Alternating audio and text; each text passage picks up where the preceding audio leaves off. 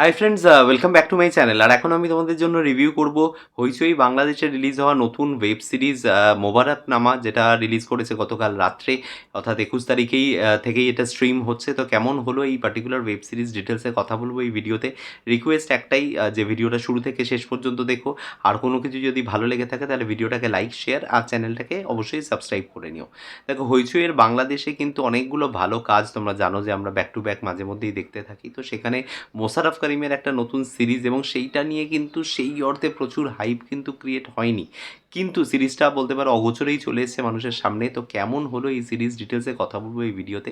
তো দেখো, মূলত গল্প যেটা সেটা হচ্ছে এখানে মোশাররফ করিমের চরিত্রটার নাম হচ্ছে মোবারক, এবং সে একজন বলতে পারো যে খুব ফেমাস একজন লয়ার, কিন্তু একটা কারণের জন্য তাকে বেসিক্যালি রিটায়ার করে যেতে হয়। কিন্তু এরকমই একটা কেস তার সামনে এসে পড়ে, যে কেসটা বেসিক্যালি তাকে শুধুমাত্র লয়ার হিসেবে তাকে যে আবার নতুন করে তাকে যে একটা জায়গা দেবে তা নয়, তার পাশাপাশি বলা যেতে পারে যে সেই যে ভুল তার জীবনে একটা করেছিল, যে কারণে তাকে একটা আর্লি রিটায়ারমেন্ট নিতে হয়েছিল, তো সেটাও একটা কোথাও শোধরানোর মৌকা সে পাচ্ছে।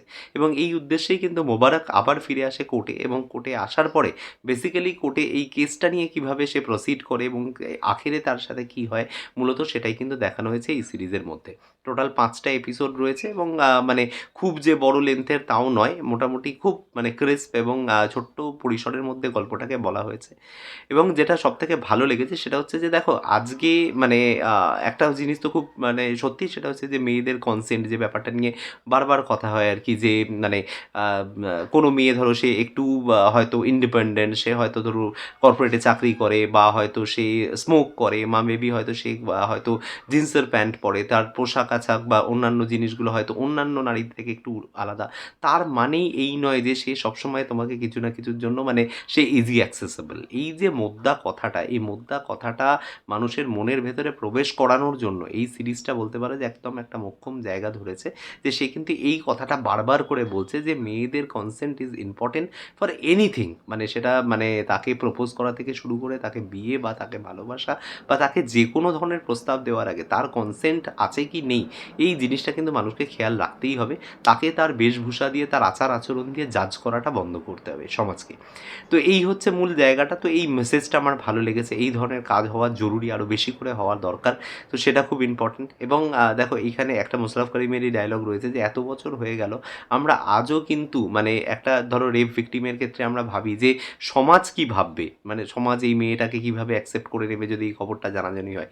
এইটা না ভেবে যে যে দোষী তাকে প্রপারলি শাস্তি দেওয়া দরকার, আমরা সেই মেয়েটাকে বেসিক্যালি ডিফেন্ড করতে থাকি। তো এই যে মানসিকতা, সেটারও বদল হওয়া দরকার।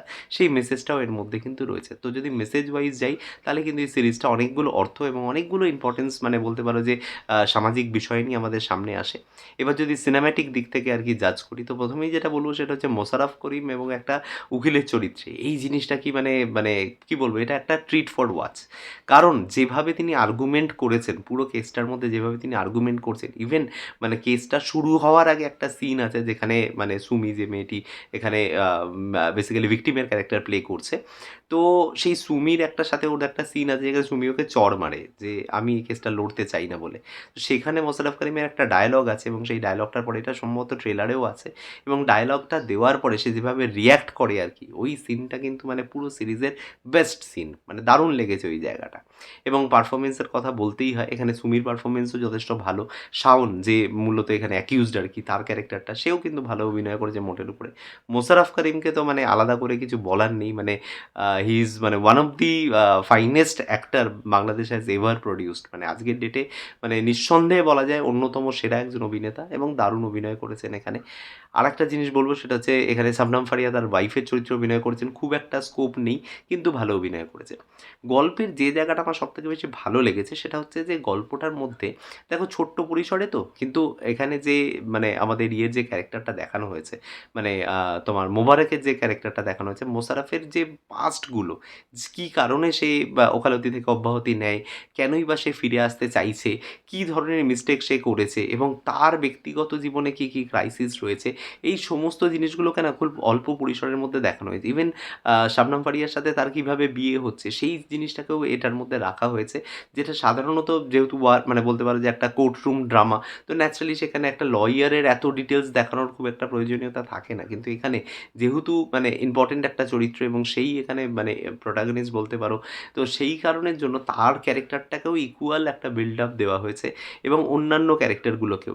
সুমির ক্যারেক্টারটাই যদি বলি, সুমির ক্যারেক্টারটাকে অদ্ভুতভাবে মানে পুরো গল্পের মধ্যে আলাদা করে কোনো বিল্ড আপ দেওয়া হয়নি। ঘটনাটা প্রথম সিনেই দেখা যাচ্ছে সুমি ওয়াজ রেপড।